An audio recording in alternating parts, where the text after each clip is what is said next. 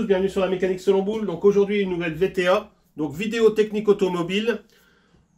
Comme vous avez pu vous en rendre compte dans le titre, on va faire le remplacement de l'amortisseur. Donc on va remplacer l'amortisseur sur une Mercedes W203, donc c'est son type. Alors à savoir que pour les essences, diesel ou tout autre, même les coupés, du moment que vous avez une W203, ça sera ce procédé.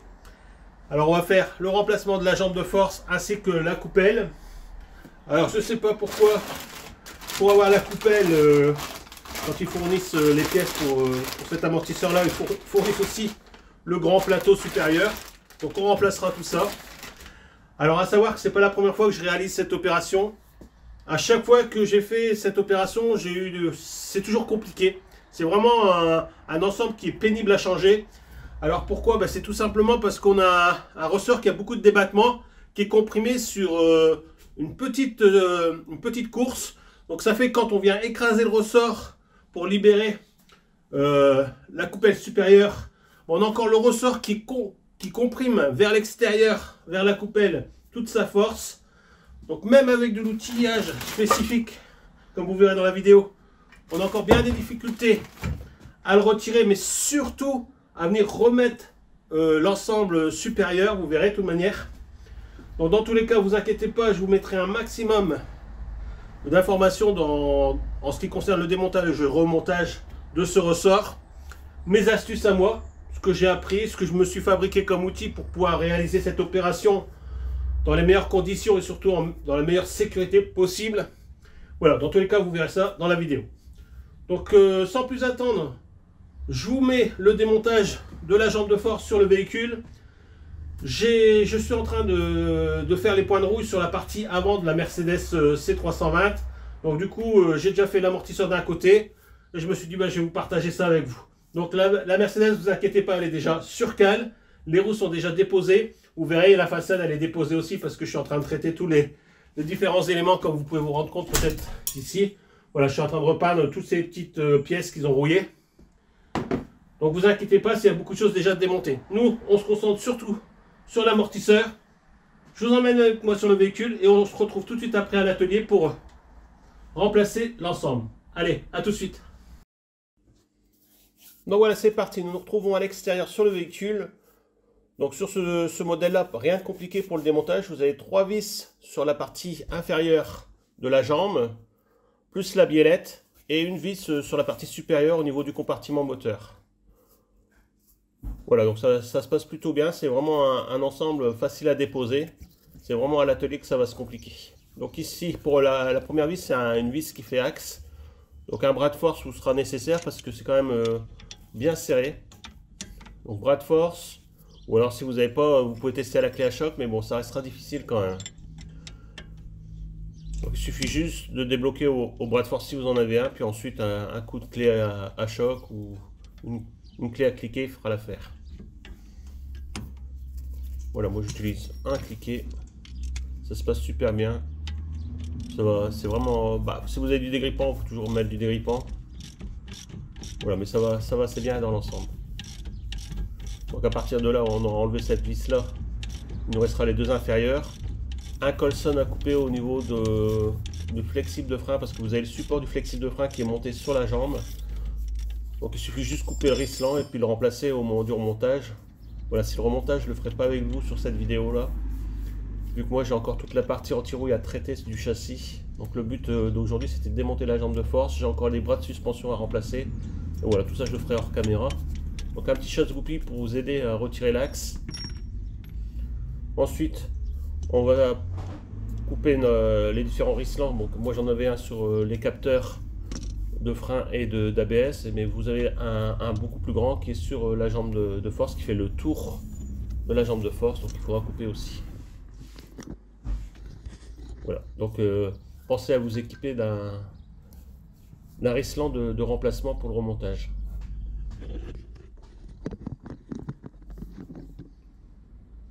Ensuite, c'est un genre de U qui rentre dans la jambe, donc c'est assez simple à retirer. Comme ça, il n'y a pas besoin de démonter ni les capteurs et ni le faisceau de liquide d'étrier. Enfin, le flexible d'étrier. Donc pour la biellette de barre stable, donc si moi ici c'est une neuve, donc elle va super bien démonter. Vous par contre, si vous avez encore les anciennes, je vous conseille de les remplacer à ce moment-là. Remonter des nouvelles au moment où vous remontez les nouveaux amortisseurs, ça n'en sera que mieux. Voilà, puis surtout que pour le démontage, si vous avez encore les anciennes, ça va être compliqué, vous allez peut-être les abîmer, donc pour ce que ça vaut, pensez à vous équiper de nouvelles biellettes de barres stabilisatrices.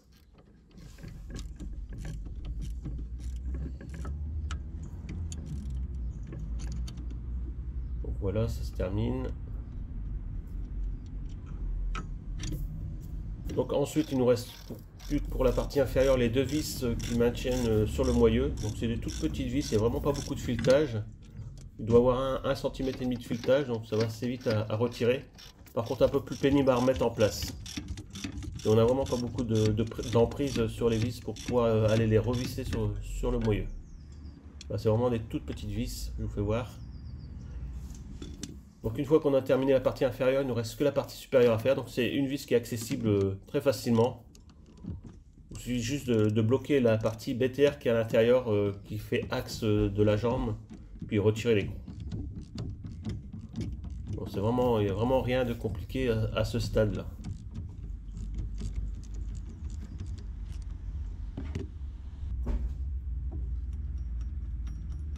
Voilà, donc on termine de retirer l'écrou, on garde une main sur la jambe pour pas que ça tombe. Voilà, et il suffit juste de retirer l'ensemble pour aller à l'atelier. Donc on retire vers l'arrière du véhicule et ça sort tout seul. Voilà. Donc voilà, c'est parti. Donc j'ai installé la jambe de force sur un étau donc pour avoir quelque chose d'assez stable. Donc moi je vais découper la bande en caoutchouc pour que vous voyez mieux, puis en même temps ça facilite la chose.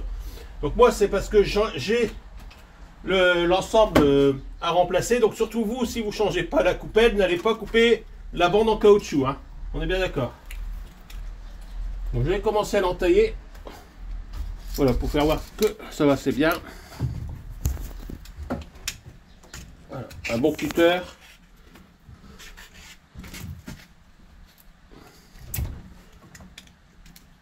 Voilà. Ben, surtout m'aider par la suite. Donc on va pouvoir mettre notre outil de compression. Donc vraiment l'outil indispensable pour faire cette réalisation. Voilà. Alors vous avez la possibilité bien sûr d'utiliser ce genre de compresseur de ressort. Mais je pense qu'il vous faudra au moins 4 pinces pour pouvoir gérer l'écrasement total du ressort. Et encore. Donc moi déjà avec mon compresseur à moi, j'ai même modifié. Alors les vis qui servent à maintenir les mâchoires, j'ai remplacé les têtes de BTR par des têtes plates pour gagner encore sur l'écrasement du ressort. Donc voilà, on va pouvoir compresser notre ressort.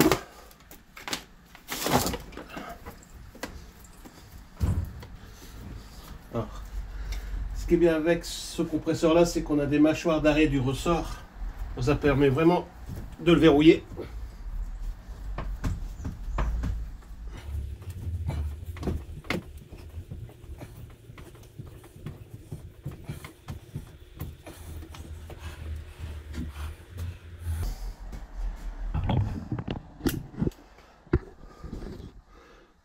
Donc vous voyez déjà, on est quasiment en contre ici et on a encore notre ressort qui en appuie sur la coupelle. Donc voilà, à partir de maintenant, nous avons comprimé au maximum notre machine. Donc on peut bien se rendre compte que notre ressort est encore en appui sur la coupelle. Donc moi j'ai modifié une ancienne griffe en la coupant pour la raccourcir un maximum pour pouvoir venir l'intégrer à l'intérieur de mon ensemble. Parce que si on la laisse d'origine, voilà, vous n'allez pas pouvoir la visser correctement, vous allez toujours être embuté et c'est une horreur. Donc du coup, on va venir rajouter notre pince en plus sur la partie où notre machine ne vient pas appuyer, de façon de pouvoir gagner encore un peu de compression, si je peux dire.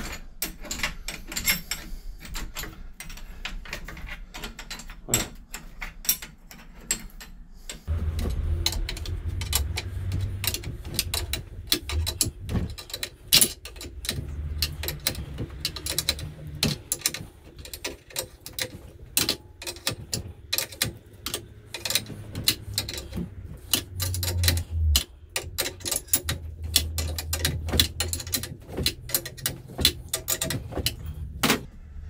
Voilà, ma pince est complètement serrée comme vous pouvez vous rendre compte. Bon là, on commence à voir le ressort qui bouge. Donc, avec la hauteur de filetage, on va libérer la platine en toute sécurité. Donc pour ce faire, il va falloir vous procurer cet outil. Je vous mettrai le lien dans la description. Voilà, qui vient se loger automatiquement dans la gorge. Donc à partir de là, on va pouvoir desserrer notre ensemble. Donc une fois qu'il est compressé, bon, vous allez voir, c'est une toute petite rondelle, donc ça se dessert assez bien quand vous avez l'outil. Donc je ne comprends pas comment ce petit écrou peut maintenir autant de force de compression par rapport au ressort. C'est un truc de dingue. Vous allez voir ça tout de suite.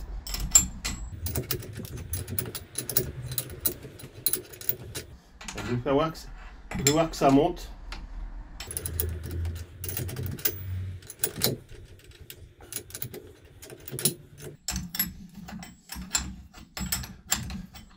Voilà, vous voyez, il nous reste 3-4 mm.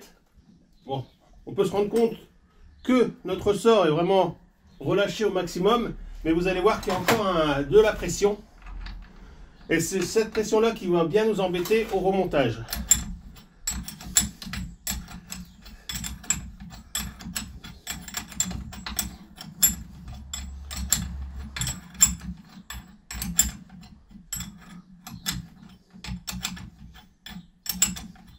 Bien sûr, avant de terminer la vis, vous vous assurez que rien n'a bougé au niveau de vos fixations du ressort.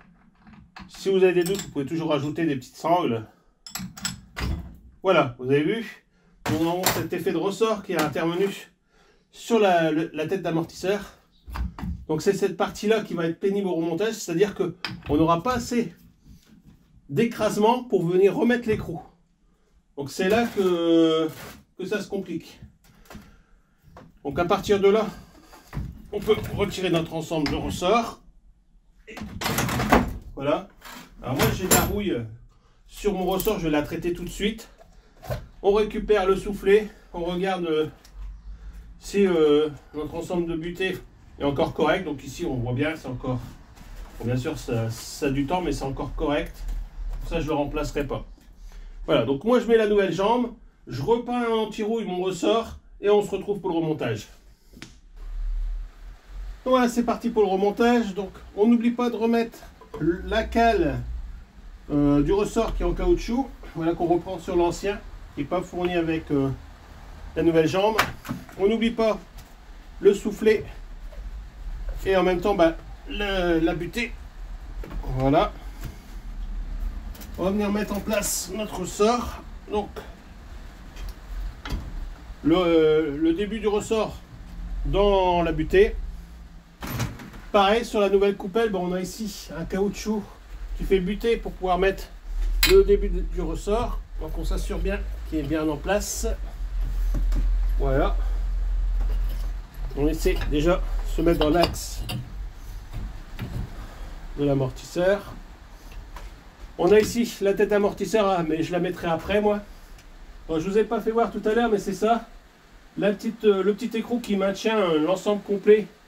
Donc la tête d'amortisseur sur la jambe. Donc je vous fais voir l'outil que j'ai fabriqué. Alors c'est un serre-joint, donc il m'en faudrait deux pour un bien. Ça serait, je pense que la prochaine fois, je vais en faire un deuxième. Donc j'ai récupéré sur une vieille coupelle une partie, de façon à avoir vraiment l'empreinte pour maintenir la coupelle en place. Et sur le bas de mon serre-joint, j'ai percé taraudé et j'ai mis une vis butée. Ça me permet de me prendre dans les différents logements qui sont sur le périphérique de mon amortisseur pour pouvoir exercer une pression sans que ça bouge.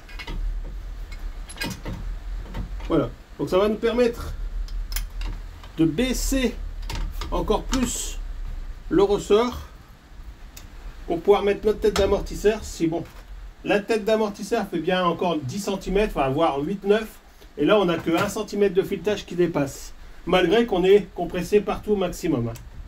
Donc c'est vraiment là que c'est pénible. Donc on va s'aider de notre serre-joint pour baisser encore notre ressort.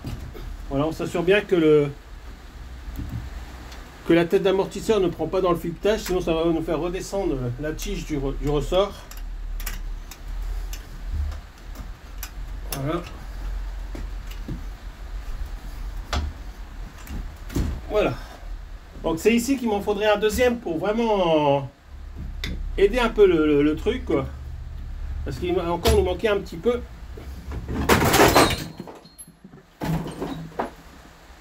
Alors, je sais pas si vous êtes rendu compte, hein. J'ai la caisse à outils qui vient de tomber sur la caméra. Voilà, je la remets en place. Donc du coup on était sur la tête d'amortisseur. Donc on va essayer de se placer. Voilà.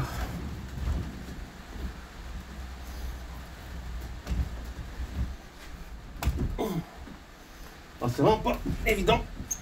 Voilà. Donc le tout c'est placer la tête et prendre un petit maillet pour le faire descendre. Ensuite je me sers de l'inti-sculpté de l'amortisseur pour venir se mettre dans ma tête d'amortisseur et monter tout doucement. Et ça va encore comprimer. Voilà.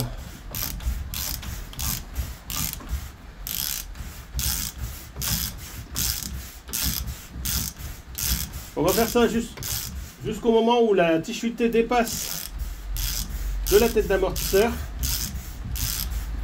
On vérifie. Voilà, en train de monter tout doucement. Donc voilà, on commence à voir le filetage qui arrive. Alors j'espère que ça va aller sur la vidéo parce qu'il s'est mis à pleuvoir. Donc sur les tôles c'est pas agréable. Donc là c'est bon. J'ai mon filetage qui dépasse. Je vais pouvoir venir mettre mon écrou. Voilà. Et le lisser.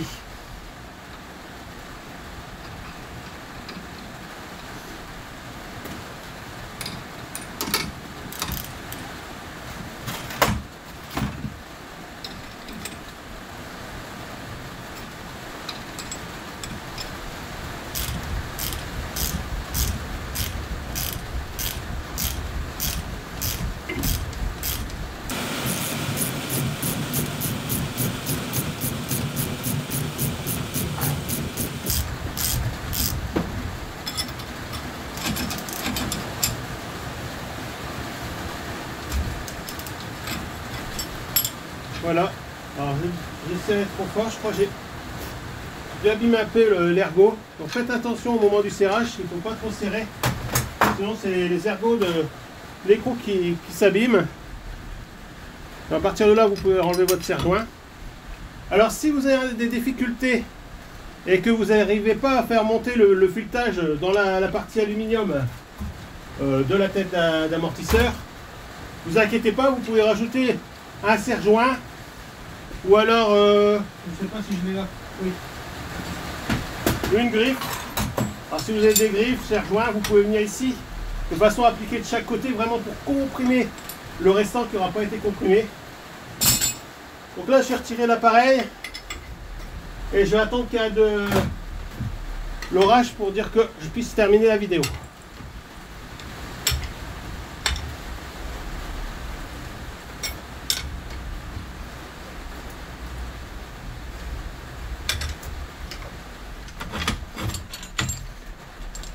Donc voilà, pour le petit aussi. Alors j'aurais fait dans l'autre sens, j'aurais d'abord enlevé le petit et après le grand, parce que ça a vraiment été pénible à le refaire glisser vers l'avant. Donc voilà, notre ressort et notre coupelle est en place, donc on va pouvoir remonter ça sur le véhicule. Donc voilà les amis, j'ai dû attendre le lendemain pour pouvoir finir cette vidéo. Alors ça y est, l'ensemble est monté. Alors comme vous avez pu voir, c'est très compliqué, donc si vous êtes vraiment novice en mécanique ou débutant, voilà, d'habitude je fais tout pour que vous simplifiez les différentes choses, que vous pouvez intervenir par vous-même. Ici, sur cette vidéo d'aujourd'hui, je pense que c'est très compliqué quand même. Il faut beaucoup de maîtrise, beaucoup de patience. À la limite, si vous avez des difficultés, essayez d'être deux. À 2 mains, 4 mains, on peut avoir plus de facilité pour remettre cette fameuse petite rondelle, enfin ce petit écrou, comme vous avez pu voir. Sinon, essayez de vous équiper au maximum. Comme vous avez vu, le gros souci, c'est de comprimer l'ensemble. Il reste une solution après, mais c'est suivant le matériel que vous avez. Si vous êtes équipé comme moi de mâchoire avec ici une butée vous pouvez venir toujours prendre votre coupelle par le dessus pour dire de comprimer, pouvoir remettre votre écrou. Si vous avez des difficultés à remettre la tête d'amortisseur. Voilà. Alors, dans la manipulation, si vous devez retirer l'ensemble avec le ressort, je ne suis pas trop fan parce que bon voilà, on n'a pas beaucoup de garde au niveau du crochet. Alors tout dépendra peut-être des systèmes de compression pour les ressorts. Bon là on a une emprise, mais de l'avoir une qualité pour pouvoir déplacer l'ensemble sans que ça... Donc voilà, c'est juste pour moi une possibilité de vous aider encore à comprimer, mais c'est pas l'objectif principal. Il faut vraiment que les pinces soient sur le ressort plutôt que sur la tête. Voilà, c'est juste une option qui vous reste si vous êtes bloqué à un moment et que vous avez des petites mâchoires comme ça, bah vous bloquez le ressort, vous décompressez votre appareil, vous venez le remettre par le dessus et vous venez comprimer l'ensemble juste pour mettre l'écrou. Voilà. Donc sinon moi, vous avez vu l'outil que j'ai fabriqué, 2 ça serait encore mieux. Si vous équipez que une paire de griffes comme ça, je vous déconseille tout de suite de le faire. Voilà, vous allez rester bloqué avec le véhicule levé sans pouvoir remettre votre ressort. Je vous mettrai le lien et les différents outils que j'ai utilisés dans la vidéo dans la description comme d'habitude, comme ça vous pourrez aller voir, surtout pour cette douille pour enlever le petit écrou. Système de compression aussi. Que dire d'autre? Je ne vais pas remonter l'ensemble jambes sur le véhicule avec vous dans cette vidéo, tout simplement parce que je suis seulement en train de préparer le côté gauche à l'anti-roue et à repeindre mon passage de roue. Donc le but c'était de vous montrer le remplacement de la jambe. Alors qu'est-ce qu'il faudra faire attention sur le remontage sur le véhicule? Bah, c'est tout simplement... Alors, je sais pas s'il en reste une là, voilà. Vous avez la tête qui a un logement prédéfini dans le châssis, donc c'est-à-dire que ne le mettez pas comme ça, il faudra peut-être orienter la tête pour pouvoir rentrer dans le châssis, verrouiller par le dessus. Une autre chose qui est important, alors je peux pas vous faire voir là-dessus s'il n'y est plus, mais j'ai encore une nouvelle tête. Donc voilà, donc quand vous allez remettre votre jambe de force au niveau du châssis et que vous allez verrouiller par le dessus avec votre écrou, il faudra faire attention, vous avez des ergots. Donc ces ergots là correspondent à la platine, donc il faudra mettre votre platine au niveau des ergots, voilà, pour éviter la rotation de la tête. Et après vous venez verrouiller votre vis. Donc c'est les deux choses qui sont importantes au moment du remontage, donc bien placer la tête dans le châssis. Dans tous les cas je pense que vous ne pourrez pas le mettre verrouillé par le dessus si ce n'est pas bien mis. À la limite un petit peu de graisse pour l'enfoncer. Et ensuite bien faire attention que les ergots soient mis avant de faire le serrage. Voilà. En ce qui concerne les 3 autres vis, bah, vous avez, c'est tout simple. Vous avez 2 vis tout en bas et après vous mettez l'axe. Voilà. Donc j'espère que cette vidéo vous sera utile quand même si vous vous lancez dans le projet. Pour ceux qui ont déjà réalisé cette opération, qui savent que c'est difficile, que vous avez des techniques, n'hésitez pas à les partager dans les commentaires sous la vidéo. Ça pourra aider tout le monde d'avoir des retours différents de différentes personnes qui ont remplacé cet amortisseur. Que vous avez des techniques, des outillages spécifiques ou des systèmes qui ont fonctionné à 100%, n'hésitez pas. Moi, je vous mettrai tous les liens que j'ai pour l'outillage. Je pense qu'on a fait le tour. Je vous dis à très bientôt sur la mécanique selon boule pour d'autres vidéos. Allez, à bientôt!